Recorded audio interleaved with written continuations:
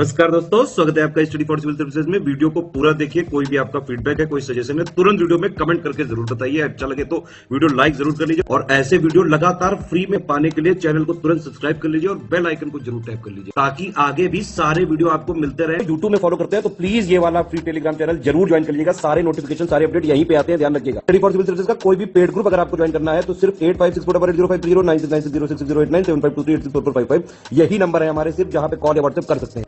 Instagram पे हमारा page जरूर फॉलो कर लीजिएगा, स्टडी फॉर सिविल .सर्विसेज है। ट्विटर पे हमको जरूर फॉलो कर लीजिएगा, @स्टडी फॉर सिविल्स है। नमस्कार दोस्तों, स्वागत करता हूं मैं आप सभी का आपके अपने channel study for civil services में। एक लेक्चर सीरीज हम आपके साथ चला रहे हैं जहां पे यूपीपीसीएस के पुराने वर्षों के मेंस पेपर हम लोग डिस्कस कर रहे थे। आज हम लोग 2020 वर्ष के GS2 का डिस्कशन कंटिन्यू करेंगे। ऑलरेडी कुछ क्वेश्चंस पे हम चर्चा कर चुके हैं, उसके आगे के सवालों पे चर्चा हम अपने आज के लेक्चर में करेंगे। तो शुरू करने से पहले दोस्तों एक मैं जानकारी देना चाहूँगा। हमारे कुछ पेड कोर्सेज चलते हैं, कुछ पेड ग्रुप चलते हैं जहाँ पे क्वालिटी कंटेंट हम प्रोवाइड करते हैं। अगर आपको इस बारे में कोई भी जानकारी चाहिए हो तो दिए गए दो में से किसी भी नंबर पे आप हमसे संपर्क कर सकते हैं। तो दोस्तों जो हमारा आज का पहला प्रश्न है, वहाँ पे हमको महामारी के दौरान उत्तर प्रदेश सरकार ने जो प्रयास किए हैं अपनी अर्थव्यवस्था को गति देने के उद्देश्य से बहुराष्ट्रीय कंपनियों को आकर्षित करने के लिए, उन प्रयासों पे आपको नज़र डालनी है, उनको आपको लिखना है, उनका वर्णन करना है, उनका परीक्षण करना है। अगर यहाँ बात करूँ तो दोस्तों एग्जामिन हमारा कीवर्ड है। हमको एग्जामिन करना है उत्तर प्रदेश सरकार ने जो भी एफर्ट्स लगाए हैं अपने क्षेत्र में मल्टीनेशनल कंपनीज को अट्रैक्ट करने के लिए, जिसके कारणवश वहाँ की जो अर्थव्यवस्था है उसको एक बूस्ट मिल पाएगा। क्योंकि जो पैंडेमिक हुआ है उसमें अभी लेबर माइग्रेशन हो रहा है, तो उनकी आजीविका को सुनिश्चित करना पड़ेगा। उसके लिए ज़्यादा लाइवलीहुड अपॉर्चुनिटीज़ बनानी पड़ेंगी। उसके लिए एक क्षेत्र में ज़्यादा इंडस्ट्रीज़ का सेटअप होना ज़रूरी है। तो उत्तर प्रदेश सरकार ने क्या एफर्ट्स किए हैं इंडस्ट्रीज़ को अपने क्षेत्र में आकर्षित करने के लिए। तो दोस्तों क्योंकि ये जो पूरा क्वेश्चन है कहीं ना कहीं माइग्रेशन से संबंधित है कि भाई माइग्रेशन हुआ है तो उनकी आजीविका को खतरा हुआ है, तो उसको सुनिश्चित करने के लिए सरकार द्वारा क्या कदम उठाए जा रहे हैं। तो जो माइग्रेशन हुआ है इसके बारे में आप लिखते हुए अपना उत्तर शुरू कर सकते हैं। आप इसके संबंध में कुछ डेटा दीजिए कि भाई कितना लेबर माइग्रेशन हुआ है उत्तर प्रदेश में पैंडेमिक के दौरान। फिर आप बताइए कि उत्तर प्रदेश की जो अर्थव्यवस्था है वो पिछले 3 साल में किस प्रकार से प्रभावित हुई है, कैसी उसकी स्थिति रही है। यहाँ पे भी आप डेटा दे सकते हैं। फिर आप बताइए क्या क्या इनिशिएटिव्स, क्या क्या प्रयास किए गए हैं राज्य सरकार द्वारा कि वे अपने क्षेत्र में मल्टीनेशनल कंपनीज या फिर बहुराष्ट्रीय कंपनियों को आकर्षित कर पाए, FDI को आकर्षित कर पाए और इसकी वजह से अपने इकोनॉमी को बूस्ट दे पाए। तो दोस्तों इस प्रकार से आपको इसका उत्तर लिखना होगा। तो दोस्तों यहाँ पे जैसे कि मैंने बताया शुरुआत में आप डेटा दे के या फिर कुछ तथ्य लिख के अपना उत्तर प्रारंभ कर सकते हैं। तो डेटा आप दे दीजिए कि भाई करीब 3 मिलियन यानी कि 30 लाख से ज़्यादा जो वर्कर्स हैं, जो लेबरर्स हैं, जो माइग्रेंट थे, वो वापस उत्तर प्रदेश में आए हैं और इसकी वजह से उत्तर प्रदेश सरकार पे जो बोझ है वो बढ़ा है, उसकी रिस्पॉन्सिबिलिटी बढ़ गई है। इन सभी लोगों को आजीविका प्रदान करने की जो एक रिस्पॉन्सिबिलिटी है वो आ चुकी है अब उत्तर प्रदेश सरकार के ऊपर। और इसी सब के चलते ये उत्तर प्रदेश सरकार की जो इकोनॉमी है वो पिछले 3 वर्षों में बहुत हद तक ट्रांसफॉर्म हुई है, उसमें बहुत परिवर्तन आया है। तो इस प्रकार का इंट्रोडक्शन आप देखिए, अपना उत्तर शुरू कर सकते हैं। फिर आते हैं हम लोग क्या क्या इनिशिएटिव्स लिए गए हैं सरकार द्वारा। तो दोस्तों इसके अंतर्गत सबसे पहले आप बता सकते हैं कि सरकार ने एक न्यू इन्वेस्टमेंट पॉलिसी लॉन्च की है, यानी कि नई निवेश नीति उसने लॉन्च की है, जिसके माध्यम से राज्य सरकार का फोकस ये है, केंद्र बिंदु ये है कि इंडस्ट्रीज़ को बढ़ावा दिया जा सके हमारे राज्य में। उसके अलावा इकोनॉमी के ऊपर बेहतर सुझाव देने के लिए एक इकोनॉमिक टास्क फोर्स का भी गठन किया गया है सरकार द्वारा। सरकार ने अलग अलग पैकेजेस अनाउंस किए हैं उन इंडस्ट्रीज़ के लिए जो इस क्षेत्र में आकर अपना एस्टैब्लिशमेंट सेटअप करेंगी। यानी कोई इंडस्ट्री अगर उत्तर प्रदेश में आना चाहती है तो सरकार कहती है हम आपको विशेष पैकेजेस देंगे, तो इससे भी इंडस्ट्रीज़ इस क्षेत्र में आने के लिए आकर्षित होंगी। फिर उसके बाद दोस्तों MSME या फिर सूक्ष्म लघु और मध्यम उद्यम जो विभिन्न प्रकार की समस्याएं फेस करते हैं उनका समाधान निकालने के लिए एक कंट्रोल रूम की स्थापना की गई है लखनऊ में। तो दोस्तों ये जो है ये MSME से संबंधित जो समस्याएं हैं, भले ही वो विभिन्न अलग अलग डिपार्टमेंट्स की हो या एक ही डिपार्टमेंट के अंदर कोई समस्या हो, तो इंटर डिपार्टमेंट और इंट्रा डिपार्टमेंट सभी समस्याओं को सॉल्व करने में सहायता करेगा।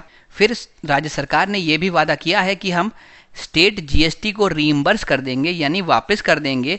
अगर आप उत्तर प्रदेश में निवेश करने में इंटरेस्टेड हैं, आप वहाँ पे इन्वेस्ट करते हैं, तो आपका एसजीएसटी लगेगा नहीं, आप जो लगाएंगे वो आपको वापस सरकार दे देगी। यानी एक कैशबैक टाइप का ऑफर दिया गया है सरकार द्वारा।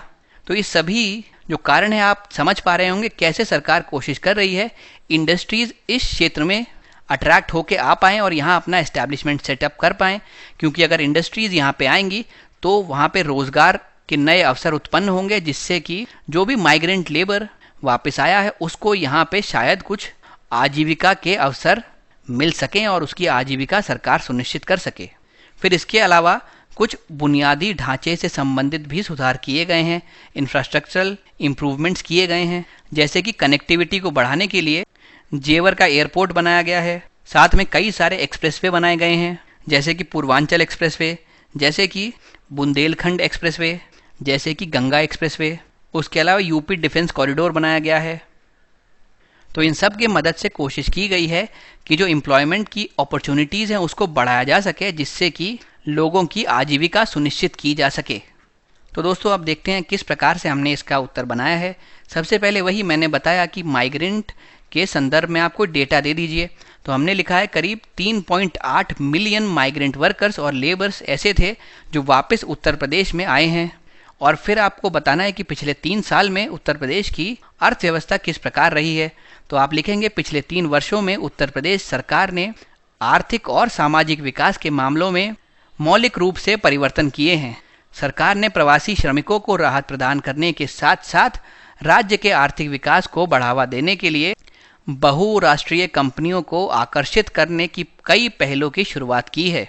यानी आपने दोस्तों भूमिका ये बना दी है कि आने वाले उत्तर में आप बताएंगे कि क्या क्या पहलों की शुरुआत की गई है मल्टीनेशनल कंपनी को अट्रैक्ट करने के लिए। तो अब यहाँ पे हम वही बताएंगे। सबसे पहले जैसे हमने बताया एक नई इन्वेस्टमेंट पॉलिसी को लाया गया है, एक नई निवेश नीति को मंजूरी दी गई है, जिससे कि राज्य में उद्योगों को बढ़ावा दिया जा सके। उसके अलावा एक आर्थिक टास्क फोर्स का गठन किया गया है। इसका उद्देश्य था कि निवेश को बढ़ावा कैसे दिया जाए ये बताएगा। फिर जो भी कंपनी किसी दूसरे क्षेत्र से उत्तर प्रदेश में आके अपना एस्टैब्लिशमेंट सेटअप करेगी, सरकार ने उसके लिए आकर्षक आर्थिक पैकेज की घोषणा की है। बुनियादी ढांचे की भूमिका यहाँ पे अहम रहती है और इसी चीज़ को देखते हुए सरकार ने इसके संदर्भ में भी कई बदलाव किए, जैसे कि कई सारी नई परियोजनाओं को लॉन्च किया गया। जैसे एग्जाम्पल के तौर पे यूपी डिफेंस कॉरिडोर, जेवर हवाई अड्डा, Purvanchal expressway, Ganga expressway, Bundelkhand expressway. तो ये जो सब बुनियादी ढांचे का विकास हुआ है ये राज्य को निवेश को आकर्षित करने में सक्षम बनाता है। साथ ही अधिक रोजगार के अवसर पैदा कर पाएगा और इससे क्षेत्र के विकास को, अर्थव्यवस्था के विकास को एक गति मिलेगी और बढ़ावा मिलेगा। फिर जो एसजीएसटी लगता है यानी कि राज्य वस्तु और सेवा कर है, सरकार ने कहा उसको हम रीइंबर्स कर देंगे।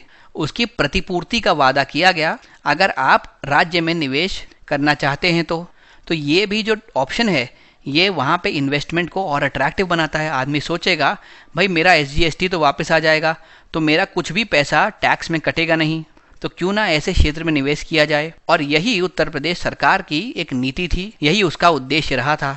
फिर एमएसएमई जो इकाइयाँ हैं उनसे संबंधित काफ़ी सारी समस्याएँ होती हैं, अंतर विभागीय समस्याएँ होती है। उन सब का समाधान करने के लिए लखनऊ में सरकार ने एक नियंत्रण कक्ष की स्थापना की है। यह अपने आप में एक प्रशंसनीय कदम है। अब इसका नतीजा ऑलरेडी हमको दिखने लग गया था और इसका नतीजा ये हुआ था कि कुछ कंपनी ने इस संदर्भ में सकारात्मक प्रतिक्रिया व्यक्त की थी। जैसे कि एक जर्मन फुटवेयर ने आगरा में फुटवेयर यूनिट लगाने का फैसला किया था इन सब के बेनिफिट्स को देखते हुए। तो यानी जो सरकार का उद्देश्य रहा था कुछ हद तक उसको पॉजिटिव रिस्पांस मिल रहा है अलग अलग कंपनियों से। फिर दोस्तों हम चलते हैं अपने अगले प्रश्न की तरफ। यहाँ पे भारत की डायस्पोरा पॉलिसी के बारे में हमसे सवाल पूछा गया है, यानी भारत की प्रवासी नीति क्या है और वर्तमान में प्रवासी भारतीयों के समक्ष क्या चुनौतियाँ हैं, इस बारे में आपको बात करनी है। कोई मुख्य शब्द यहाँ पे दिया हुआ नहीं है, तो ये सीधा साधा सवाल है। इसमें जो भी नीति हो उसके बारे में यहाँ पे आपको संक्षिप्त एक विवरण देकर अपने उत्तर की शुरुआत करनी है। इसके बाद आप दुनिया भर में भारतीय डायस्पोरा के सामने आने वाली चुनौतियों के बारे में विस्तार से उल्लेख कर सकते हैं। तो दोस्तों जब आप ये उत्तर लिखना आरंभ करेंगे तो आप ये लिखकर शुरुआत कर सकते हैं, जो डायस्पोरा पॉलिसी है इसकी शुरुआत हुई थी राजीव गांधी के टेन्योर के दौरान। फोकस ये किया गया था कि जो बाहर सेटल्ड इंडियन डायस्पोरा है उसको वापस हमारे देश की तरफ आकर्षित किया जाए, देश में उसको अट्रैक्ट किया जाए और उसको नेशन बिल्डिंग में अहम भूमिका निभाने को कहा जाए। बाद में सरकार द्वारा PIO और OCI के नियम लागू किए गए। उसके अलावा सरकार प्रवासी भारतीय दिवस भी मनाती है, जहाँ पे सभी प्रवासियों को बुलाया जाता है, उनको सम्मानित किया जाता है। फिर उसके बाद इंडियन डायस्पोरा जो है, जो प्रवासी हैं, उनको वोटिंग राइट्स दिए गए। फिर 2015 के आसपास एक नो इंडिया प्रोग्राम शुरू किया गया, जिसका मेन उद्देश्य ये था कि जो भी यूथ इधर उधर सेटल किया गया है, कहीं इंडियन डायस्पोरा है जो, उसको भारत के बारे में, भारत की समृद्ध विरासत के बारे में बताया जा सके और उसका भारत के साथ जुड़ाव और मजबूत बनाया जा सके। तो ये सब लिख के दोस्तों आप शुरुआत कर सकते हैं। इसमें आप दिखाएंगे किस प्रकार सरकार लगातार इंडियन डायस्पोरा के लिए या उनको मुख्य धारा से जोड़ने के लिए, भारत में नेशन बिल्डिंग कराने के लिए प्रोत्साहित कर रही है। फिर अगर हम लोग चैलेंजेस की बात करें दोस्तों, तो आप यहाँ पे अलग अलग चीज़ों का मेंशन कर सकते हैं, जैसे कि जो ऐसा डायस्पोरा है, ऐसा जो प्रवासी है जो वेस्ट एशिया में है, जब वहाँ पे लो ऑयल के प्राइसेस होते हैं तो कई सारे जॉब्स चले जाते हैं, तो इंडियंस भी इसका शिकार होते हैं। उसके अलावा कई कंट्रीज़ की पॉलिसी बहुत ख़राब है, उनकी नीति के अनुसार जब आप उन क्षेत्रों में पहुँचते हैं तो आपके ट्रैवल डॉक्यूमेंट्स को सीज कर लिया जाता है। इसको हम लोग कफाला सिस्टम भी कहते हैं। उसके अलावा लगातार अलग अलग क्षेत्रों में रेशियल अटैक का सामना करना पड़ता है। कई क्षेत्र अपने वीज़ा नॉर्म्स को लगातार रिवाइज करते रहते हैं। जैसे अभी यूके ने सोचा था कि हम ब्रेक्सिट के बाद अपने जो वीज़ा नॉर्म्स हैं उसको रिवाइज करेंगे, तो अगर ऐसे वीज़ा नॉर्म्स रिवाइज होते हैं तो जो भारतीय वहाँ पे रह रहे हैं उनको समस्या का सामना करना पड़ सकता है। फिर कई क्षेत्रों में जब भारतीय अपना कल्चर मेंटेन करके रखना चाहता है तो उसे अलग अलग समस्याओं का सामना करना पड़ता है। उनको इंडियन सिटीजनशिप बनाए रखने में भी समस्या का सामना करना पड़ता है, क्योंकि जिस क्षेत्र में वे रह रहे होते हैं वहाँ पे सरकारें उन पे जोर डालती हैं कि उनको इंडियन सिटीजनशिप को त्यागना होगा। तो इस प्रकार से अलग अलग जो चुनौतियाँ हैं आप उसका यहाँ पे वर्णन कर सकते हैं। अब दोस्तों देखते हैं हमने इसका उत्तर किस प्रकार से बनाया है। जैसे मैंने बताया, हिस्टोरिकल पर्सपेक्टिव से शुरू करिए। आपने शुरुआत में राजीव गांधी के कार्यकाल के दौरान प्रवासी भारतीयों के लिए क्या नीति थी, इसके बारे में बताते हुए अपना उत्तर शुरू करना है। तो भाई, राजीव गांधी के कार्यकाल के दौरान भारतीयों के लिए या फिर प्रवासी भारतीयों के लिए नीति सामने आई थी। उस समय वो इवॉल्व हुई थी। उसका मुख्य उद्देश्य यही था कि जो विदेशों में बसे हुए भारतीय हैं उनको राष्ट्र निर्माण की प्रक्रिया में भाग लेने के लिए आमंत्रित करना। बाद में कुछ और अन्य पहल हुई, जैसे कि PIO और OCI कार्ड का प्रावधान इंट्रोड्यूस किया गया। प्रवासी भारतीय दिवस का आयोजन किया जाने लगा। विदेशों में जो भारतीय नागरिक बसे हुए हैं उनको मतदान का अधिकार दिया गया। तो ये जो सब पहल हैं ये दिखाती है किस प्रकार भारत की सरकार प्रवासियों के लिए सक्रिय रूप से कार्य कर रही है। इसी क्रम में 2016 में भारत जानो कार्यक्रम का आरंभ किया गया, जिसके तहत जो मैंने बताया युवा है भारतीय जो किसी और देश में बसा हुआ है, उसको मदद करना कि उसका देश क्या है, उसके देश में किस किस प्रकार की समृद्ध विरासत है, उससे उसके जुड़ाव को बेहतर बनाना, यही इस कार्यक्रम के कुछ मुख्य उद्देश्यों में से इम्पॉर्टेंट पॉइंट्स हैं। तो ये जो पूरी चीज़ें हैं दोस्तों, एक के बाद एक स्टेप्स जो सरकार ने लिए हैं, इस बात को दर्शाता है कि सरकार जो है वो भारतीय प्रवासियों के प्रति सक्रिय नीति अपना रहा है। उनको प्रयास कर रहा है कि भारत से जोड़ा जा सके, भारत की मुख्य धारा में शामिल किया जा सके। हालांकि कुछ चैलेंजेस या चुनौतियां हैं जो भारतवंशियों को फेस करनी पड़ती हैं।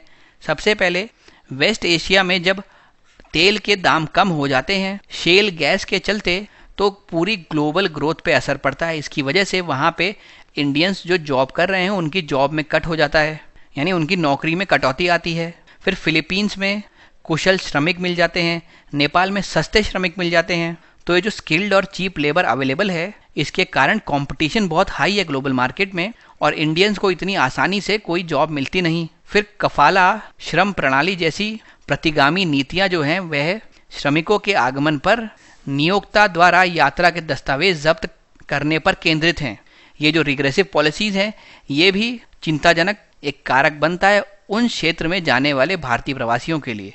अब भारतवंशियों की आकांक्षा होती है कि जिस देश में वे जाके निवास कर रहे हैं, एक तो वह उस देश की भी नागरिकता लें, प्लस अपनी भारतीय नागरिकता उनको त्यागना ना पड़े। तो ये एक चैलेंज के रूप में उनके सामने उभर के आता है। संस्कृति को खतरा हो जाता है, क्योंकि वहाँ पे अपनी समृद्ध संस्कृति को बनाए रखना अत्यंत मुश्किल हो जाता है। फिर ब्रिटेन ने पोस्ट ब्रेक्सिट वीज़ा के मानदंडों में संशोधन किया था। इसकी वजह से जो भारतवंशी हैं, विशेषकर IT पेशावर जो हैं, उनको नुकसान होने की संभावना थी और अलग अलग क्षेत्रों में हमको नक्सलीय हमले झेलने पड़ते हैं, उनका सामना करना पड़ता है। तो ये भी चिंताजनक स्थिति को उत्पन्न करता है। अब दोस्तों, अगर आपको ये फैक्ट अपने किसी भी मुख्य परीक्षा में उत्तर लिखते समय इस्तेमाल करना हो तो आप ये यूज़ कर सकते हैं कि भाई सबसे ज़्यादा कहाँ पे इंडियंस जाते हैं, सबसे ज़्यादा भारतीय प्रवासी कहाँ पे हैं। तो UAE पहली रैंक पे आता है, करीब 3.5 मिलियन इंडियंस यहाँ पे बसे हुए हैं। दूसरे नंबर पे आता है अमेरिका, जहाँ पे करीब 2 मिलियन इंडियंस बसे हुए हैं। तीसरे पे सऊदी आता है। अब दोस्तों, ये 3 तक आप याद रख सकते हैं। उसके बाद आप एक चीज़ और ऑब्जर्व कर सकते हैं कि सऊदी, कुवैत, ओमान, कतर और UAE यानी ज़्यादातर जो भारतीय प्रवासी हैं वो इस क्षेत्र में ही गए हैं। यानी ज़्यादातर जो लोग हैं वो ऑयल रिलेटेड जॉब्स में लगे हुए हैं। अगर टोटलिटी में बात करें तो करीब 15.6 मिलियन भारतीय प्रवासी हैं दुनिया भर में। करीब 22.4% टोटल इंडियन डायस्पोरा है या फिर भारतीय प्रवासी हैं UAE में, यानी संयुक्त अरब अमीरात में। 12.8% जो है वो अमेरिका में है और 12.1% है सऊदी अरेबिया में। तो दोस्तों, आप अपनी मुख्य परीक्षा के लिए कम से कम ये पहले 3 कंट्रीज़ का डेटा याद कर सकते हैं और जहाँ भी डेटा लिखने की बात आए आप इस चीज़ को मेंशन कर सकते हैं। उसके अलावा दोस्तों, आप ये भी लिख सकते हैं कि भारत 2021 में प्रेषण का शीर्ष प्राप्तकर्ता बना है। आप ये देख पा रहे हैं, जो ये ऑरेंज वाली इमारत है ये भारत को दर्शाती है और दूसरे नंबर पे यहाँ पे चाइना है, जो मेक्सिको के साथ ये स्थान शेयर कर रहा है। इनफैक्ट 2015 में भी सबसे ज़्यादा रेमिटेंस इंडिया में ही आई थी।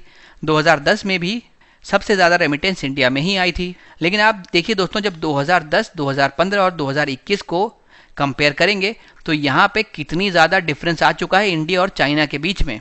तो इसको देख के आप समझ पा रहे होंगे कि जो भारतीय प्रवासी है, जो इंडियन डायस्पोरा है, वो हमारे देश की अर्थव्यवस्था के लिए कितना ज़रूरी है। फिर दोस्तों, हम चलते हैं अपने अगले प्रश्न की तरफ। यहाँ पे इंडिया अमेरिका का 2+2 मिनिस्ट्रियल डायलॉग क्या है उसके बारे में आपको कमेंट करना है। यानी कमेंट ही आपका यहाँ पे कीवर्ड हो गया। इधर लिखा है आपको टिप्पणी करनी है, तो ये आपका कीवर्ड हो गया। जैसे कि हम हर एक इंट्रोडक्शन में करते हैं, या तो डेफिनेशन देते हैं या फिर उससे जुड़े हुए कुछ तथ्य देते हैं या फिर उसका कोई बैकग्राउंड लिखते हैं। तो वैसे ही आपको यहाँ पे करना है। जो 2+2 डायलॉग है उसका थोड़ा सा बैकग्राउंड देते हुए आप अपना उत्तर शुरू कर सकते हैं। फिर आप डिटेल में ये बता सकते हैं कि क्या तो इसके आउटकम्स रहे हैं और क्या चैलेंजेस फेस करना पड़ा है इस डायलॉग की पूरे प्रोसेस को। यानी 3 भाग में हमने अपना उत्तर बांट लिया। सबसे पहले आपको लिखना है ओवरव्यू कि क्या है ये, उसका बैकग्राउंड क्या है। फिर दूसरे नंबर पे आपको डिटेल में ये लिखना है कि इसके आउटकम्स क्या रहे हैं, क्या हमने कुछ अचीव भी किया है या नहीं किया।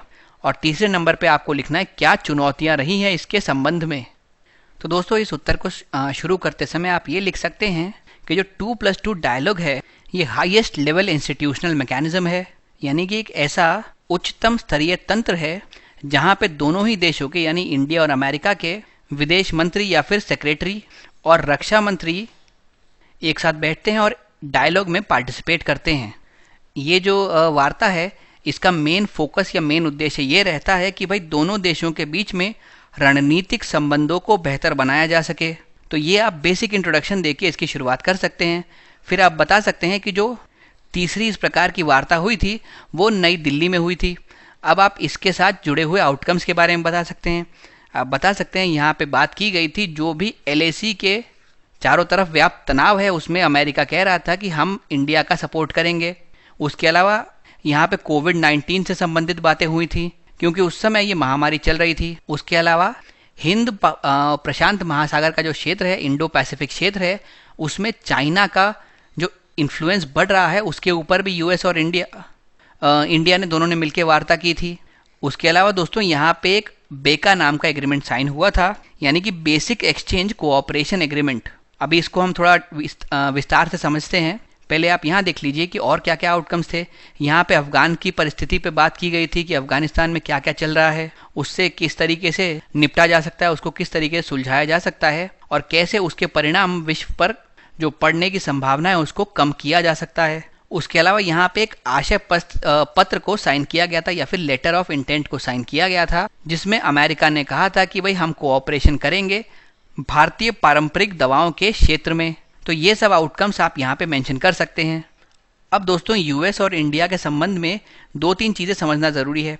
एक तो हम 4 सेट ऑफ एग्रीमेंट यहाँ पे साइन किए हैं एक दूसरे के साथ, जिसमें अगर मैं पहले की बात करूँ, यानी जो फर्स्ट साइन किया गया था वो था GSOMIA या फिर general security of military information agreement. ये वर्ष 2002 में साइन किया गया था। इसको हम लोग सैन्य सूचना समझौते की सामान्य सुरक्षा भी कहते हैं। इसमें जो मेन उद्देश्य था वो ये था कि यूएस और इंडिया की जो दोनों की सेनाएं हैं, जो भी खुफिया जानकारी वो अपने पास रखती हैं, वो एक दूसरे से साझा करें, जिससे कि वैश्विक समस्याओं से निपटने में मदद मिल सके।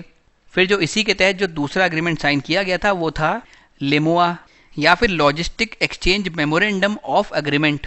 जैसे कि इसमें बताया गया ये लॉजिस्टिक के ऊपर था। ये वर्ष 2016 में साइन किया गया था और इसका मेन उद्देश्य ये था कि दोनों ही देशों की सेनाएं एक दूसरे की सैन्य सुविधाओं तक सुलभ पहुंच प्राप्त कर सके। फिर एक तीसरा एग्रीमेंट हमने साइन किया था, उसको हम कॉमकासा कहते हैं। इसका जो फुल फॉर्म है वो है communication capability compatibility and security agreement. तो ये क्योंकि कम्युनिकेशन की बात करता है तो ये कम्युनिकेशन के ही ऊपर बेस्ड था। इसका जो मेन उद्देश्य था वो था एन्क्रिप्टेड संचार प्रणाली के हस्तांतरण को सरल बनाया जा सके। और फिर जो चौथा है वो है बेका, जिसको अभी हमने तीसरी वार्ता में साइन किया था। इसको हमने कहा है basic exchange of cooperation agreement. ये मेनली फोकस करता है जियो स्पेशल डेटा पे या फिर भूस्थानिक सहयोग के लिए ये एक एग्रीमेंट है। तो ये 4 एग्रीमेंट जो है फाउंडेशनल एग्रीमेंट है भारत और अमेरिका के बीच में। अब दोस्तों देखते हैं हमने इसका किस प्रकार से उत्तर लिखा है। सबसे पहले जैसे मैंने बताया, ये जो डायलॉग है ये हाईएस्ट लेवल इंस्टीट्यूशनल मैकेनिज्म है, जहाँ पे दोनों ही देशों के फॉरेन मिनिस्टर या फिर सेक्रेटरी और डिफेंस मिनिस्टर साथ में मिलते हैं और एक दूसरे से बातचीत करते हैं, इंफॉर्मेशन साझा करते हैं। ये जो ढांचा है ये 2017 वर्ष में स्थापित किया गया था भारत और अमेरिका द्वारा। इसका उद्देश्य था कि दोनों ही देशों के बीच में रणनीतिक संबंधों को बेहतर बनाया जा सके। फिर जो तीसरी वार्ता थी वो दिल्ली में आयोजित की गई थी। क्योंकि दोस्तों ये 2020 का पेपर है, इसीलिए हम तीसरी वार्ता के बारे में बात कर रहे हैं। अगर ये 2021 का पेपर होता और ये सवाल आया होता तो हम लोग चौथी वार्ता के बारे में बात करते। इसी हिसाब से जिस साल का पेपर होता है उसकी जो सबसे रीसेंट मीटिंग हुई है उसके बारे में आप चर्चा करें, जिससे कि उत्तर आपका प्रासंगिक बन सके।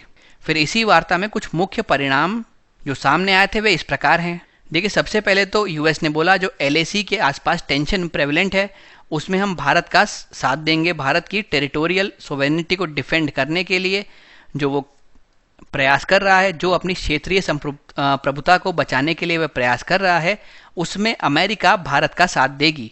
दूसरी बात यह थी कि जो चीन का हिंद प्रशांत क्षेत्र में इन्वॉल्वमेंट बढ़ता जा रहा है उसके ऊपर हमको कुछ नज़र रखनी पड़ेगी, कुछ उसके लिए ऐसी नीतियां डेवलप करनी पड़ेंगी कि उसको काउंटर किया जा सके। उसके अलावा उस समय कोविड-19 महामारी चल रही थी तो उसके ऊपर चर्चा की गई थी। फिर जैसे मैंने बताया बेका साइन किया गया था, यानी बुनियादी विनिमय तथा सहयोग समझौता साइन किया गया था। इसका मेन एम था कि जियो स्पेशल इंफॉर्मेशन जो है आसानी से वो एक दूसरे के पास साझा की जा सके। फिर अफगानिस्तान की स्थिति के ऊपर बातचीत की गई थी और पारंपरिक भारतीय दवाओं के ऊपर एक आशय पत्र पर हस्ताक्षर किए गए थे। अब दोस्तों कुछ अगर इस प्रकार का आपके समक्ष सवाल आता है कि भारत और अमेरिका के वर्तमान द्विपक्षीय संबंध किस प्रकार के हैं, तो आप इसको इन 3 भागों में डिवाइड कर सकते हैं: आर्थिक, रणनीतिक और सुरक्षा संबंधी या फिर ऊर्जा संबंधी। तो ये जो हमने आंसर बनाया है इसमें से कुछ पॉइंट उठा के आप अपना आंसर तैयार कर सकते हैं। जैसे पहले आर्थिक की बात करें तो द्विपक्षीय जो व्यापार है वो करीब 149 बिलियन का है दोनों देशों के बीच में। अगर आप ये याद रखें तो बहुत ही अच्छा, वरना आप ना भी याद रखें तो कोई समस्या की बात नहीं है। उसके अलावा ये पॉइंट आप याद रख सकते हैं कि अमेरिका जो है भारत का शीर्ष निर्यात बाजार है और इसका शीर्ष व्यापारिक भागीदार भी है। ये आप फिगर याद नहीं रखें तो भी चलेगा, लेकिन ये याद रख लीजिए भारत में प्रत्यक्ष विदेशी निवेश जो है उसका 5वां सबसे बड़ा स्रोत अमेरिका ही है जो करीब 40 अरब डॉलर यहाँ पे एफडीआई भेजता है। अमेरिका ने भारत को एसटीए का स्टेटस दिया है, जिसके तहत जो एक्सपोर्ट्स इंडिया से अमेरिका में आते हैं उसको कई सारी लाइसेंसिंग रिक्वायरमेंट से मुक्ति मिल जाती है। तो यानी ट्रेड को बेहतर बनाने में ये स्टेटस काम करता है। फिर अगर रणनीतिक की अब बात करें तो हमने जो अभी 3-4 एग्रीमेंट डिस्कस किए उसके बारे में लिख सकते हैं। लेमुआ किया गया, बेका साइन किया गया, उसके अलावा आप कॉमकासा लिख सकते हैं। उसके अलावा जो हमने पहला वाला डिस्कस किया था वो भी यहाँ लिख सकते हैं। फिर जो यूएस के डिफेंस परचेजेज हैं वो करीब 13 बिलियन डॉलर के हैं। फिगर याद ना रखें तो भी चलेगा। एक हमने यहाँ पे defence technology and trade initiative sign किया था, यानी रक्षा प्रौद्योगिकी और व्यापार पहल साइन किया था, जिसके तहत प्रौद्योगिकी के हस्तांतरण को सरल बनाया जा सके। तो ये सब हमारे रणनीतिक संबंध दिखाते हैं। फिर हमने कॉमकासा साइन किया हुआ है। क्वाड में हम सब जापान और ऑस्ट्रेलिया के साथ मिलकर नीतियाँ बनाते हैं। यहाँ पे हमारा मेन एम रहता है कि इंडो पैसिफिक रीजन के किस तरीके से सुरक्षा बढ़ाई जा सके। फिर समय समय पे हम लोग साथ मिलकर मिलिट्री ड्रिल्स भी करते हैं, जैसे कि टाइगर ट्रायम्फ, मालाबार, युद्धाभास। इसरो और नासा ने कोलैबोरेट किया है निसार प्रोजेक्ट पे। और जो ये हमने पढ़ा है 2+2 मिनिस्ट्रियल डायलॉग, आप इसको भी यहाँ पे लिख सकते हैं कि ये किस प्रकार का ऑफिशियल मैकेनिज्म भी है जहाँ पे फॉरेन मिनिस्टर और डिफेंस मिनिस्टर साथ बैठ के एक दूसरे से वार्ता करते हैं। फिर अगर हम एनर्जी की बात करते हैं या फिर सेफ्टी की बात करते हैं तो यूएस से हमारे पास कई सारी चीज़ों में जो सबसे महत्वपूर्ण चीज़ आती है वो है क्रूड ऑयल। फिगर आप ना रखें यार तो चलेगा, लेकिन आप दोस्तों माफ़ कीजिएगा, यहाँ पे ये पॉइंट कुछ और कह रहा है। ये कह रहा है कि यूएस ने जो है इतना क्रूड ऑयल आयात किया है, यानी इंपोर्ट किया है वर्ष 2018 में। तो ये आप यूएस के आयात में लिख सकते हैं। हालांकि कुछ खास ये वाला इंपॉर्टेंट पॉइंट है नहीं। इंडिया के रिस्पेक्ट में आप ये चीज़ ज़रूर याद रखें, यूएस से जो शेल गैस प्राप्त करने वाला पहला देश था वह भारत था, अगर हम एशियाई देशों के संदर्भ में बात करते हैं तो। और आपसी सुरक्षा को बढ़ावा देने के लिए 10 साल का रक्षा ढांचा समझौता हमने साइन किया है, यानी 10 ईयर डिफेंस फ्रेमवर्क एग्रीमेंट हमने साइन किया है, जिससे म्यूचुअल सिक्योरिटी को बढ़ाया जा सके। तो दोस्तों अब हम चलते हैं अपने सेक्शन बी की तरफ। यहाँ पे हर एक क्वेश्चन को आपको मैक्सिमम 200 शब्दों में आंसर करना है। हम लोग प्रयास करेंगे कि हर एक क्वेश्चन के लिए 180 शब्द ही हमें लिखने पड़े, और इसी में हर एक क्वेश्चन के साथ टोटल 12 नंबर जुड़े होते हैं। तो इसके अंतर्गत हम पहला सवाल देखते हैं। ये जो सवाल है ये पब्लिक इंटरेस्ट लिटिगेशन के बारे में या फिर जनहित याचिका के बारे में है। यहाँ पे कहा गया है एक स्टेटमेंट के जरिए कि भाई every matter of public interest can not be a matter of public interest litigation, यानी दोस्तों लोकहित का प्रत्येक मामला लोकहितवाद जनहित याचिका का मामला नहीं होता। इस स्टेटमेंट का आपको मूल्यांकन करना है। इंग्लिश में बात करें तो इसको इवैल्यूएट करना है। तो शुरू कैसे करेंगे? आप शुरुआत में पब्लिक इंटरेस्ट लिटिगेशन के बैकग्राउंड को देख के, उसकी पृष्ठभूमि को देख के अपना उत्तर शुरू कर सकते हैं। फिर जनहित याचिका से जुड़ी हुई चुनौतियां क्या है ये लिखिए आप। फिर इसके बाद आप ये बताएं किस प्रकार से इसका दुरुपयोग किया जा रहा है। यहाँ पे अपने पक्ष को मजबूत करने के लिए आप उदाहरण दे सकते हैं या फिर किसी पर्सनैलिटी के द्वारा दिया गया कोई कोट भी लिख सकते हैं। अंत में आप ये चीज़ लिखते हुए अपना उत्तर समाप्त कर सकते हैं कि जनहित याचिका को बहुत ही सावधानी के साथ यूज़ करना चाहिए, इसका कॉशियस यूज़ होना चाहिए। अब दोस्तों ये तो बात तय है कि उसका दुरुपयोग किया जा रहा है, क्योंकि स्टेटमेंट अपने आप कहता है कि भाई हर एक मामला जो आपका पब्लिक इंटरेस्ट का है वो पब्लिक इंटरेस्ट लिटिगेशन का नहीं होता, यानी हर मामले को आपको पीआईएल के दायरे में रखने की ज़रूरत नहीं है। हर मामले के लिए पीआईएल दायर करने की ज़रूरत नहीं है। तो आजकल क्या होता है, हर एक मामले में लोग चले जाते हैं और पीआईएल दायर कर देते हैं, उससे कोर्ट का समय बर्बाद होता है। हमारे देश में पहले ही इतने पेंडेंसी है केसेस के मामले में, उसके बाद इस प्रकार का कोई मामला आता है जहाँ पे कोर्ट का वक्त बर्बाद होता है, तो वो पूरी जुडिशियल प्रणाली के लिए नुकसानदायक होता है, न्याय के वितरण के लिए नुकसानदायक होता है। तो दोस्तों जब आप इसको शुरू करेंगे तो ये बात लिखते हुए आप शुरू कर सकते हैं कि जो पीआईएल होती है इसका जो उद्देश्य था वो यह था कि जो हमारे सेक्शन जो हमारी सोसाइटी में वल्नरेबल सेक्शन है, जो मार्जिनलाइज सेक्शन है, यानी जो कमज़ोर वर्ग है, उसकी न्याय तक पहुंच बनाई जा सके, इसके लिए पीआईएल को लाया गया था। ये कॉन्सेप्ट ऐसे लोगों के मौलिक अधिकारों की रक्षा करता है जो आसानी से कोर्ट तक नहीं पहुंच पाते। लेकिन इसके साथ ये भी देखा गया है कि लोग आजकल इसका मिसयूज़ कर रहे हैं। कई सारे कारणों की वजह से इसका मिसयूज़ होता है। अगर किसी व्यक्ति की इमेज को ख़राब करना होता है, वो आपका ओपोनेंट है, तो उसमें लोग पीआईएल दायर कर देते हैं। उसके अलावा कई लोग पॉपुलैरिटी गेन करने के लिए पीआईएल दायर कर देते हैं। तो इस प्रकार के निहित स्वार्थों के लिए लोग आजकल पीआईएल का दुरुपयोग कर रहे हैं। यही चीज़ हमारे सीजेआई ने भी कही थी। यानी यहाँ पे आप उनका स्टेटमेंट लिख सकते हैं कि टीएस ठाकुर ने कहा था कि लगातार जो है पीआईएल का मिसयूज़ किया जा रहा है। आमतौर पर जो कॉरपोरेट इंडिविजुअल्स होते हैं उनकी इमेज को ख़राब करने के लिए लोग पीआईएल का इस्तेमाल कर रहे हैं। और क्योंकि इस प्रकार के केसेस पीआईएल के अंतर्गत आते हैं, तो जो जेन्युइन केसेस होते हैं जिनको एक्चुअली देखा जाना चाहिए उनके ऊपर भी ध्यान नहीं जाता, वो भी इसी बहाव में बह जाते हैं, उनको भी नेग्लेक्ट कर दिया जाता है। तो दोस्तों इस प्रकार से आप लिख सकते हैं कि ये जो गलत मामले लेके आते हैं पॉपुलैरिटी गेन करने के लिए, किसी दूसरे की इमेज को ख़राब करने के लिए, वो पीआईएल की सिग्निफिकेंस को कम कर रहा है। उसके अलावा पीआईएल से जुड़ी हुई कुछ चुनौतियां भी हैं, जैसे कि इसके लिए कोई यूनिफॉर्म लॉ नहीं है। हर जज या फिर हर जुडिशरी जो है वो पीआईएल को अपनी ही नज़रिए से देखती है, वो अपने अनुसार जैसा सोचती है वैसा कार्य करती है। उसके अलावा लोगों को हतोत्साहित करने के लिए कोई हैवी फाइन है नहीं, कोई हैवी कोर्ट फी नहीं है। अगर कोर्ट ये पाता है कि किसी व्यक्ति ने अपने खुद के निहित स्वार्थों के लिए पीआईएल का इस्तेमाल किया है, तो उस पर कोई हैवी फाइन लगाया जाना चाहिए, जिससे कि फ्यूचर में लोग हतोत्साहित हो सकें और इस प्रकार से दुरुपयोग ना करें पीआईएल का। अब आप दोस्तों यहाँ पे देखेंगे तो हम समझते हैं कैसे हमने उत्तर बनाया है। सबसे पहले हम लोग अनुच्छेद 32 से शुरू करते हैं।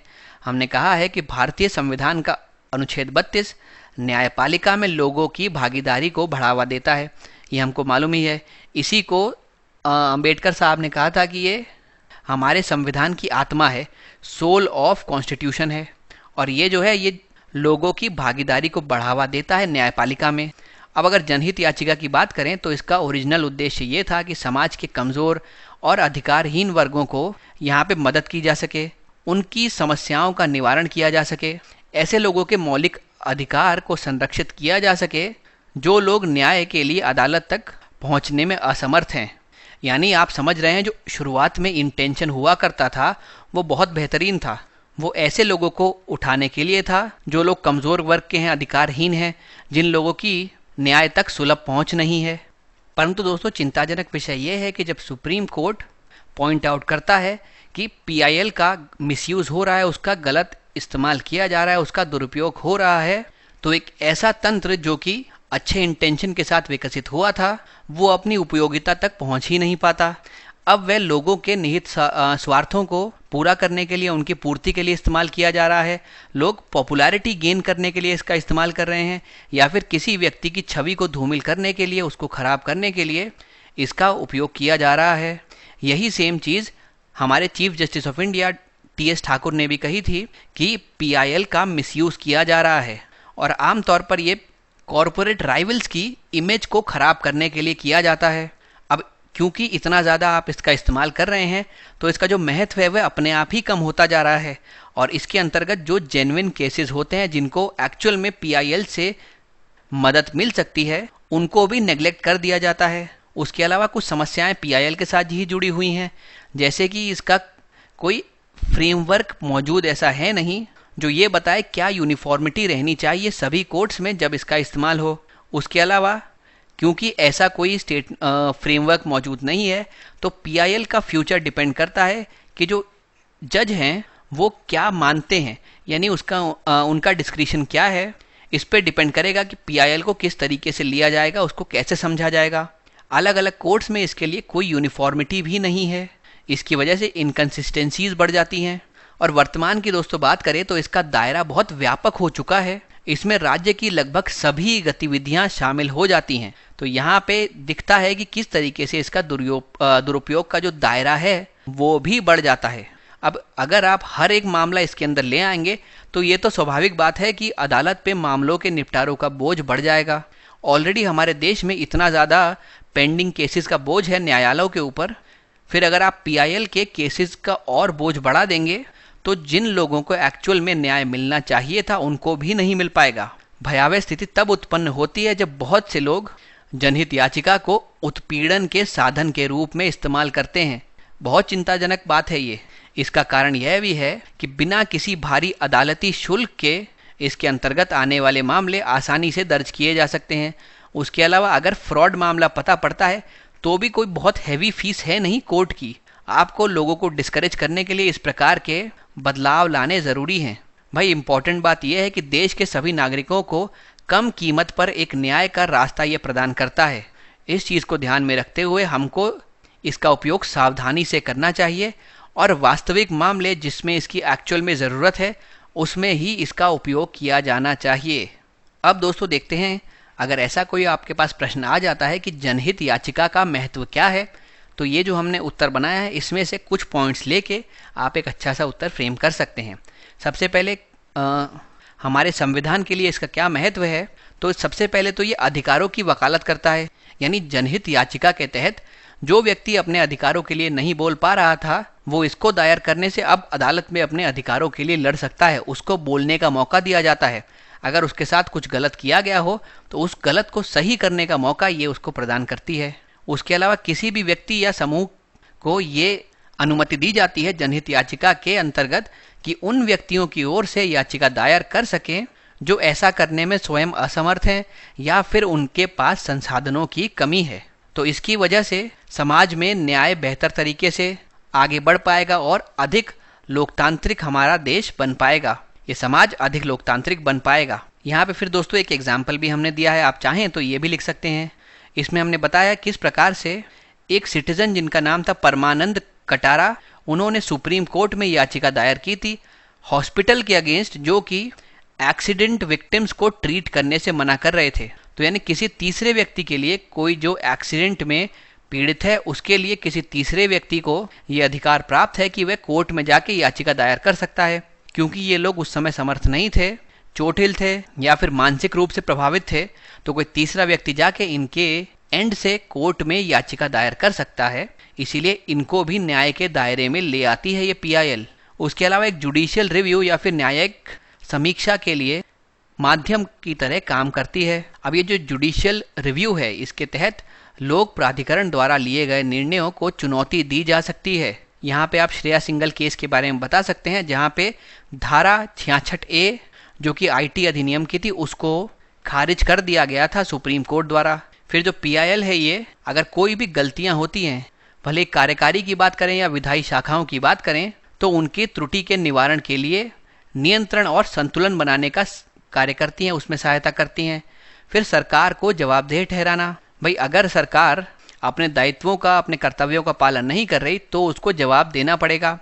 जवाब नहीं देगी तो PIL दायर की जा सकती है कोर्ट में। तो बेसिकली ये सरकार को जवाबदेह बनाती है, उसको जवाब देना पड़ेगा अगर कोई नागरिक उससे कुछ पूछता है उसके कर्तव्यों को लेकर। फिर उसके बाद कंसंट्रेटेड जुडिशियल अटेंशन दी जाती है इसमें। जो भी ऐसे हैं जो समाज को प्रभावित करते हैं मुद्दे, उनको यहाँ पे जुडिशरी के सामने लाके रखा जा सकता है। जैसे कि एक मुद्दा था जिसमें कोविड के दौरान कुछ भारतीय गल्फ नेशन में फंसे हुए थे, उनको वापस लाने के लिए एक PIL दायर की गई थी जिससे कि जुडिशरी का ध्यान इस वाले मुद्दे की तरफ आकर्षित किया जाए और वह इसके समाधान के लिए जल्दी से जल्दी कुछ निर्णय सुना पाए। फिर दोस्तों ये एक इन्वेस्टिगेटिव लिटिगेशन को प्रमोट करती है। यानी यहाँ पर newspaper articles, expert opinion, reports की मदद से हम लोग न्याय प्राप्त करने का प्रयास करते हैं। फिर अगर पॉलिटिक्स में बात करूं तो जैसे मैंने बताया ये अकाउंटेबिलिटी को बढ़ाता है, यानी कि जवाबदेही को बढ़ाता है। यहाँ पे जनता को यह एक अपॉर्चुनिटी, एक अवसर प्रदान करता है जिससे वे सरकारी नीतियों पर सवाल उठा सकें और इसीलिए सरकार को अपने द्वारा किए गए कृत्यों के लिए जिम्मेदार ठहराता है। उसके अलावा जनता में जागरूकता फैलाने में ये मदद करता है, भले ही राजनीतिक संबंधी कोई बात हो या फिर कानूनी चेतना की बात करें, दोनों ही चीज़ों के प्रसार में ये इम्पॉर्टेंट रोल प्ले करता है। फिर अगर सोसाइटी की बात करें, सोसाइटी में इसका क्या महत्व है, तो ऐसे लोग जो असमर्थ, असक्षम है कोर्ट तक पहुंचने में या जिनके पास संसाधनों की कमी है, उनकी आवाज़ बन के ये उभरता है। उनको भी अब कोर्ट्स द्वारा न्याय के अधिकार प्राप्त होते हैं। उसके अलावा इसका जो मेन उद्देश्य होता है वो होता है लोक कल्याण को आगे बढ़ाना और जो मूल न्याय है उसको कायम रखना। अब जैसे कि एग्जाम्पल के तौर पे आप विशाखा गाइडलाइंस के बारे में लिख सकते हैं। ये ऐसे दिशा निर्देश हैं जिन्होंने महिलाओं को कार्यस्थल पर होने वाले यौन उत्पीड़न से बचाने का कार्य किया था। तो दोस्तों ये सारे पॉइंट आप अपने आंसर में इंक्लूड कर सकते हैं। फिर हम चलते हैं अपने अगले प्रश्न की तरफ। यहाँ पे इलेक्शन कमीशन के बारे में हमसे सवाल पूछा गया है। हमसे पूछा गया है क्या क्या समस्याएं फेस की जाती हैं इलेक्शन कमीशन द्वारा और क्या उसके समाधान हो सकते हैं। कोई कीवर्ड है नहीं यहाँ पे, तो आपको एक इलेक्शन कमीशन या फिर चुनाव आयोग के ब्रीफ देते हुए या एक ओवरव्यू देते हुए अपना उत्तर शुरू करना है। फिर आप आगे जाके उनसे जुड़ी हुई चुनौतियों के बारे में भी मेंशन कर सकते हैं और साथ ही एंड में आप लिख सकते हैं कि क्या किया जा सकता है इन चुनौतियों को सॉल्व करने के लिए, क्या किया जा सकता है इनका समाधान निकालने के लिए। तो दोस्तों ये क्वेश्चन का जब आप आंसर करेंगे तो आप अनुच्छेद 324 के बारे में बताते हुए इसका आंसर शुरू कर सकते हैं। आप कह सकते हैं कि 324वें अनुच्छेद में चुनाव आयोग के गठन के बारे में बात की गई है। उसके तहत चुनाव आयोग जो है वो एक परमानेंट बॉडी की तरह उभर के हमारे सामने आता है। उसके अलावा इसका जो मुख्य उद्देश्य है वो है जो इलेक्शंस होते हैं, जो चुनाव होते हैं, उनको फ्री और फेयर बनाना। इस तरीके से एक थोड़ा सा आप ओवरव्यू दे के अपना उत्तर शुरू कर सकते हैं। फिर अगर हम लोग प्रॉब्लम्स की बात करें या फिर चैलेंजेस की बात करें जो इलेक्शन कमीशन फेस करता है आज, तो उसके बारे में लिख सकते हैं आप। सबसे पहले लिखें कि मॉडल कोड ऑफ कंडक्ट ज़्यादातर जो है पार्टीज़ वो फॉलो नहीं करती। हेट स्पीचेस में कई सारे लोग इन्वॉल्व रहते हैं जिसके तहत वो समाज का बंटवारा करने की कोशिश करते हैं। उसके अलावा ऐसा आरोप लगाए जाते हैं कि जो चुनाव आयोग है वो जो भी सत्तारूढ़ी पार्टी है, जो पार्टी पावर में है, उसके पक्ष में थोड़ा झुका रहता है। एग्जाम्पल के तौर पे इलेक्शन से बिल्कुल पहले एसेट मिशन को लॉन्च किया गया था। इस पे चुनाव आयोग ने आपत्ति भी नहीं जताई थी। फिर लगातार ईवीएम की टैंपरिंग के मुद्दे आते रहते हैं कि ईवीएम जो है उसको हैक कर लिया गया है। लगातार वीवीपैट के संबंधित इस प्रकार के हैकिंग वाले मुद्दे सामने आते रहते हैं। इलेक्शन में जो मनी पावर है वो बहुत बड़ा रोल प्ले करती है, उसको भी रोकने में इलेक्शन कमीशन अभी तक असमर्थ रहा है। अभी एक नया मुद्दा उभर के आया, इलेक्टोरल बॉन्ड का यूजेज। भाई इलेक्टोरल बॉन्ड जो है वो अभी तक एक डिबेटेबल मुद्दा है, एक ऐसा मुद्दा है जिस पे लगातार विवाद जारी है। तो इसीलिए इलेक्शन कमीशन की एक चैलेंज के रूप में इसको देखा जाता है। तो इस प्रकार से दोस्तों आप चैलेंजेस के बारे में लिख सकते हैं। फिर आपको अल्टीमेटली कुछ सोल्यूशन देने होंगे जो इस चैलेंजेस को कुछ हद तक ट्रीट करने में मदद कर सकते हैं। तो अब देखते हैं हमने किस प्रकार से अपना उत्तर बनाया है। सबसे पहले वही अनुच्छेद 324 की हम लोग बात करेंगे। देश में स्वतंत्र और निष्पक्ष चुनाव सुनिश्चित करने के लिए एक स्थायी निकाय के रूप में चुनाव आयोग की स्थापना का प्रावधान करता है। तो जो तीन बातें पड़ी थी, ये स्थायी निकाय है, ये देश में स्वतंत्र और निष्पक्ष चुनाव कराने के लिए जिम्मेदार है और ये संविधान द्वारा स्थापित एक बॉडी है। हालांकि वर्तमान समय में जो इलेक्शन कमीशन ऑफ इंडिया है, कई सारी समस्याओं से इसको जूझना पड़ रहा है, जैसे कि आदर्श आचार संहिता का लगातार उल्लंघन होता रहता है। चुनाव प्रचार के समय अक्सर उम्मीदवार अभद्र भाषा का इस्तेमाल करते हैं, घृणास्पद भाषण देते हैं, समाज को जाति के नाम पे, धर्म के नाम पे बांटने का प्रयास करते हैं, खराब व्यवहार का प्रदर्शन करते हैं। ईवीएम से छेड़छाड़ के मुद्दे सामने आते रहे हैं, वीवीपैट से छेड़छाड़ के मुद्दे सामने आते रहे हैं। ऐसा कहा जाता है, ऐसे आरोप लगाए जाते हैं कि चुनाव आयोग जो है सत्तारूढ़ी पार्टी की तरफ कुछ हद तक झुका रहता है, उससे नरमी वह बरतता है। उदाहरण के लिए आप लिख सकते हैं 2019 लोकसभा चुनावों से पहले मिशन शक्ति का शुभारंभ किया गया, यह प्रचार का मुद्दा बना था और वहाँ पे इलेक्शन कमीशन ऑफ इंडिया ने कोई आपत्ति भी नहीं जताई थी। फिर वीवीपैट के संबंध में लगातार चिंताएं बढ़ती हैं, अलग अलग पार्टियां इसके लिए शिकायतें दर्ज करती हैं। चुनाव में आज भी पैसा बहुत इम्पॉर्टेंट रोल प्ले करता है और वह चुनाव की दिशा ही मोड़ देता है। तो उसको रोकने के लिए कुछ प्रयास करने चाहिए चुनाव आयोग को। फिर चुनावी बॉन्ड संबंधित मुद्दे जो हमने बात की कि वह अभी भी बहस का विषय है, अभी भी उसमें कोई ट्रांसपेरेंसी है नहीं। आधे लोग कहते हैं कि ये ब्लैक मनी जनरेट करने का एक साधन की तरह काम करेगा, कई लोग कहते हैं टेरर फंडिंग कर सकता है, कई लोग कहते हैं कि भाई शेल कंपनियों के लिए पैसा निवेश करने का साधन बन सकता है।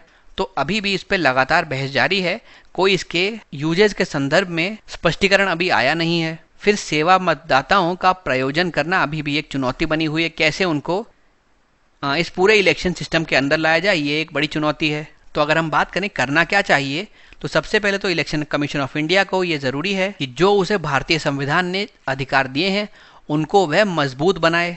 प्रिंट मीडिया को जन प्रतिनिधित्व अधिनियम 1951 की धारा 126 के तहत लाया जाना चाहिए। जो दोस्तों धारा 126 है वो इससे डील करती है कि पोल के कंक्लूजन से 48 घंटे पहले किसी भी प्रकार की पब्लिक मीटिंग आप रख नहीं सकते। अगर वह किसी भी प्रकार से इलेक्शन से संबंधित है तो इस चीज़ को आपको ध्यान रखना चाहिए और प्रिंट मीडिया को इसी वजह से धारा 126 के तहत लाना चाहिए। फिर उसके अलावा इलेक्शन कमीशन ऑफ इंडिया को ग्राउंड लेवल ऑफिसर्स को आदर्श आचार संहिता के फ्लाउटिंग के लिए चेक रखने हेतु तैयार करा जाना चाहिए। मतदाताओं को भी आप इसके लिए लगा सकते हैं अगर आप उनमें जागरूकता बढ़ा दें। उससे होगा क्या, वो तुरंत चेक रखेंगे। अगर कोई भी किसी भी प्रकार से मॉडल कोड ऑफ कंडक्ट का उल्लंघन करता है तो वह तुरंत इलेक्शन कमीशन ऑफ इंडिया को उसके बारे में सूचित कर सकते हैं। भाई जागरूकता अभियान चलाने की ज़रूरत है, हर एक क्षेत्र में जागरूकता लाने की ज़रूरत है।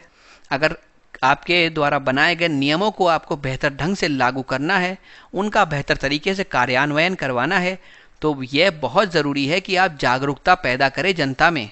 फिर चुनाव आयुक्तों की नियुक्ति और हटाने की प्रक्रिया जो है उसमें संशोधन की आवश्यकता है। अब दोस्तों अगर इस प्रकार का क्वेश्चन आता है कि चुनाव आयोग से जुड़े हुए मुद्दे क्या हैं, हमने पीछे कुछ मुद्दे डिस्कस किए, कुछ मुद्दे हम यहाँ पे आपको बताएं। जो आपको अच्छे लगे अपने आंसर में उसको आप लिख सकते हैं। सबसे पहले तो मेंबर्स के क्वालिफिकेशन, यानी संविधान नहीं बताता है कि क्या क्या क्वालिफिकेशन होंगे मेंबर्स की, भले ही लीगल टर्म्स में हो, एजुकेशनल, एडमिनिस्ट्रेटिव या फिर जुडिशियल क्रेडेंशियल्स उनके क्या होने चाहिए, संविधान कुछ भी स्पष्ट नहीं करता। उसके अलावा चुनाव आयोग का राजनीतिकरण होता जा रहा है, कम से कम ऐसे आरोप तो लग ही रहे हैं।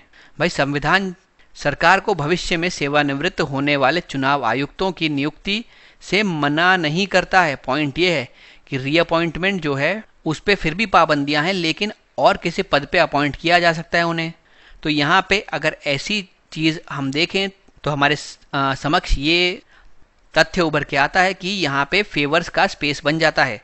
भाई इलेक्शन कमीशन ऑफ इंडिया का कोई भी आयुक्त जो है वो सरकार का फेवर कर दे, फिर सरकार बोले कि एक बार आप जब यहाँ से रिटायर होंगे तब हम आपको वहाँ लगा देंगे, यहाँ लगा देंगे, तो कहीं ना कहीं फेवर के लिए ये जगह बनाता है। मॉडल कोड ऑफ कंडक्ट का कोई लीगल सपोर्ट है नहीं, ये तो भाई पॉलिटिकल पार्टीज़ के बीच में एक एग्रीमेंट के तौर पे है। फिर एक ऑर्डर जारी हुआ था 1968 में, जिसको बाद में सस्पेंड कर दिया गया था, वो था recognition under the election symbol order of 1968। तो ये जो 1968 का चुनाव चिन्ह आदेश था, इसके तहत मान्यता के निलंबन का राजनीतिक दलों के संचालन पर महत्वपूर्ण नकारात्मक प्रभाव पड़ता है। उसके अलावा पार्लियामेंट्री कमेटी ने बार बार ये कहा है कि भाई मॉडल कोड ऑफ कंडक्ट को आप आरपीए के अंदर ले आओ, लेकिन चुनाव आयोग जो है वो अभी भी इस बारे में थोड़ा सा सोच विचार कर रहा है, क्योंकि उसको लगता है अगर इस प्रकार से किया गया तो जुडिशियल लिटिगेशंस के चलते, न्यायिक मुकदमेबाजी के चलते चुनाव में देरी हो सकती है। उसके अलावा चुनाव आयोग के पास खुद का स्टाफ होता नहीं, ये सेंटर और स्टेट पे डिपेंड करता है स्टाफ के लिए जब भी कोई चुनाव कंडक्ट कराने होते हैं तो। उसके अलावा आमतौर पर जो कैंडिडेट्स होते हैं वह अलग अलग प्रकार से जानकारियां छुपाते हैं या फिर गलत जानकारी देते हैं अपनी, और ये जो है उनको निलंबित करने का अधिकार भी नहीं देता आरपीए को, जो कि नॉमिनेशन पेपर्स के साथ या फिर आमतौर पे नॉमिनेशन पेपर्स का रिजेक्शन करने के लिए अलाउ करता है। इलेक्शन कमीशन ऑफ इंडिया के भी इस संदर्भ में बहुत कम पावर्स हैं। उसके अलावा जो पॉलिटिकल पार्टीज है वो आमतौर पर धर्म को बीच में लेके आती हैं जब भी इलेक्शंस लड़ती हैं। धार्मिक आधार पे वो सोसाइटी को बांट देती हैं और उसके तर्ज पे वह अपना वोट बैंक बढ़ाने का प्रयास करती हैं। लेकिन फिर भी ये जो सब कुछ होता है ये चुनाव आयोग की जांच का विषय नहीं है, ये फिर समस्या है। फिर दोस्तों हम चलते हैं अगले प्रश्न की तरफ। यहाँ पे फाइनेंस कमीशन के बारे में पूछा गया है। कहा गया है कि इसका रोल जो है फिजल फेडरलिज्म में बढ़ता जा रहा है, उसको आपको एग्जामिन करना है। तो जैसे कि पूछा गया है तो आप उत्तर शुरू करते वक्त कॉन्स्टिट्यूशनल प्रोविजन लिख सकते हैं फाइनेंस कमीशन से संबंधित, यानी इससे संबंधित क्या क्या संवैधानिक प्रावधान है उसका उल्लेख कर सकते हैं। फिर आप वित्त आयोग की गतिशील प्रकृति के बारे में लिख सकते हैं और वर्तमान समय में इसकी बदलती भूमिका के बारे में विस्तार से लिख सकते हैं। तो दोस्तों ये एकदम सीधा क्वेश्चन है। सबसे पहले फाइनेंस कमीशन के बारे में लिखिए। भारत का संविधान जो है उसका अनुच्छेद 280 राष्ट्रपति को हर 5 साल में एक वित्त आयोग गठन करने का अधिकार देता है। आयोग जो है मुख्य रूप से केंद्र और राज्यों के बीच वित्तीय संबंधों को परिभाषित करने के लिए स्थापित किया जाता है। सेंटर से स्टेट के बीच में जो है किस प्रकार से फाइनेंशियल रिलेशन एस्टैब्लिश होंगे, इसका जो देख रेख करता है वो होता है फाइनेंस कमीशन। ये बताता है किस तरीके से जो टैक्स रेवेन्यूज़ हैं उनको डिस्ट्रीब्यूट करना चाहिए सेंटर और स्टेट के बीच में और 2 अलग अलग स्टेट्स के बीच में भी। यानी कि वर्टिकल डेवोल्यूशन पे बताता है और हॉरिजॉन्टल डेवोल्यूशन पे भी बताता है। फिर इसकी जो ड्यूटी की हम बात करते हैं तो ये हमारे राष्ट्रपति को अलग अलग मुद्दों में सलाह देता है, जैसे कि यूनियन और स्टेट के बीच में किस प्रकार से नेट प्रोसीड्स ऑफ टैक्स का वितरण किया जाना चाहिए, या फिर अलग अलग राज्यों के बीच में इसका किस प्रकार वितरण करा जाना चाहिए, कैसे इसको विभाजित किया जाना चाहिए। ये जो पूरा काम है ये वित्त आयोग का रहता है, उसके बारे में ये सिफारिशें देता है राष्ट्रपति को। उसके अलावा भारत की संचित निधि में से राज्यों के राजस्व में सहायता अनुदान को शासित करने वाले सिद्धांत जो है वो भी वित्त आयोग ही देखता है और उसके बारे में भी रिकमेंडेशन देता है ये राष्ट्रपति को। फिर राज्य के वित्त आयोग द्वारा की गई सिफारिशों के आधार पर राज्य में पंचायतों और नगर पालिकाओं के संसाधन की अनुपूर्ति के लिए राज्य की संचित निधि के संवर्धन के लिए आवश्यक उपाय बताता है। और कोई भी और दूसरा मैटर जो यहाँ पे प्रेसिडेंट कहता है फाइनेंस कमीशन को देखने के लिए, वह उस मुद्दे को भी देखता है। लेकिन दोस्तों कुछ एक कंसर्न्स है, कुछ एक चैलेंजेस हैं जो फाइनेंस कमीशन से संबंधित हैं। जैसे कि सबसे पहले तो जो टैक्स डेवोल्यूशन होता है हॉरिजॉन्टली और वर्टिकली, उसके बारे में कुछ भी स्पष्ट नहीं है। तो जो फाइनेंस कमीशन को बनाया जाता है उसको यही मुद्दा एड्रेस करने के लिए बनाया जाता है। वर्टिकल जो इम्बैलेंस एग्जिस्ट कर रहा है सेंटर और स्टेट के बीच में, उसके ऊपर फाइनेंस कमीशन देखता है और अपनी सिफारिशें देता है। वहीं पे जो हॉरिजॉन्टल इम्बैलेंस एग्जिस्ट कर रहा है या फिर क्षैतिज असंतुलन जो एग्जिस्ट कर रहा है अलग अलग राज्यों के बीच में, उसको कैसे कम किया जाए, उसको कैसे बेहतर किया जाए, कैसे सुधारा जाए, इस बारे में भी वित्त आयोग हमको सिफारिशें देता है। आयोग का फोकस जो राज्यों के बीच में असमानताएं एग्जिस्ट कर रही हैं उनको कम करने के ऊपर रहता है। जो वही एक समय कर आय का वितरण करीब 10% हुआ करता था केंद्र की कुल प्राप्तियों का, अब 15वें वित्त आयोग की सिफारिशों के बाद यह बढ़ के 41% कर दिया गया है। यानी आप देखिए इसकी भूमिका कितनी महत्वपूर्ण है। इसने एक समय 10% कहा था कभी, आज 15वें फाइनेंस कमीशन की जो बात करते हैं उसने करीब 41% इसको कर दिया है। और ये जो सिफारिश देती है सरकार को भी उसके अकॉर्डिंग परिवर्तन करने ही पड़ते हैं। ये स्पष्ट रूप से दर्शाता है कि किस प्रकार उसकी भूमिका अधिक महत्वपूर्ण होती चली जा रही है। और ये चीज़ इस बात को दर्शाती है कि वित्त आयोग राजकोषीय संघवाद को प्रमोट करने में भी अहम भूमिका निभाता है। यानी फिजल फेडरलिज्म को प्रमोट करने में फाइनेंस कमीशन एक अहम भूमिका निभाता है। और साथ ही यह इस चीज़ को भी दर्शाता है कि जो फाइनेंस कमीशन है वो पूरी तरीके से डेडिकेटेड है, समर्पित है हमारे देश में सहकारी संघवाद को बढ़ावा देने के लिए। इसीलिए स्टेट में किस प्रकार से टैक्स डेवोल्यूशन हो और सेंटर और स्टेट के बीच में किस प्रकार से टैक्स डेवोल्यूशन हो, दोनों ही मुद्दों पे ये अपनी रिकमेंडेशन देती है। तो दोस्तों अपने आज के वीडियो में हम यहीं तक के क्वेश्चन का डिस्कशन रखेंगे। आने वाले वीडियो में इसके बचे हुए क्वेश्चंस हम डिस्कस करेंगे। पूरे वीडियो में आप मेरे साथ बने रहे इसके लिए मैं आपका धन्यवाद करता हूँ।